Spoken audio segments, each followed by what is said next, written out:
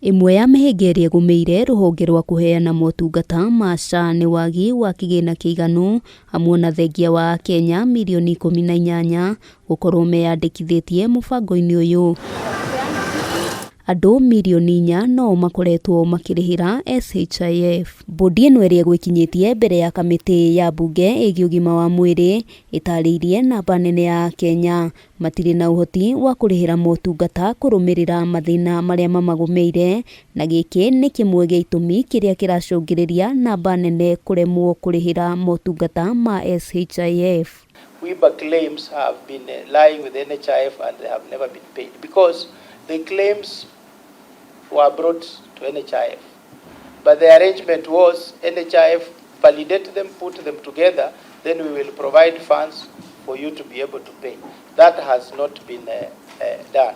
Hamwe na ũguo mbundi ĩno nĩ ĩremetwo kũgweta thibitarĩ ĩmwe ĩrĩa mũrwaru angĩthiĩ kwamũkĩra motungata ma HIGO na atungatĩrwo gũtarĩ na mũhĩnga o wothe rungu rwa mũbango wa SHA. Whatever he brought is in tandem with whatever you are providing here. But you don't seem to be knowing what's happening in these public hospitals because his quote was at 1.2 million. And whatever you're providing is actually more enhanced than 1.2 million that MTRH was asking. So you should be able to do the groundwork yourself so that you can be able to tell Kenyans what to expect where.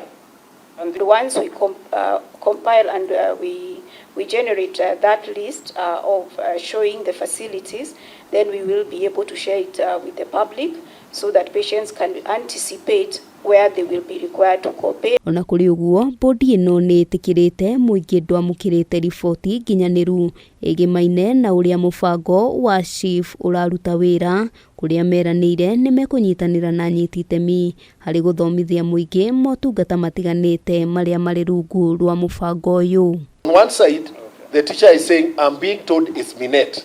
The other time, it's SHA. So when does this teacher know exactly what facility is in use? Whether it is the insurance by Minet or it is the cover provided by SHA as a result of their contribution and being SHA members. When you go to hospital, it depends. The first charge that you want to apply is SHA. So therefore, you should comply with the provisions of SHA where you are required, say authorization from SHA office, that is required. Handũ-inĩ ha Kameme TV, rĩtwa rĩakwa nĩ Wambui wa Njũgũna.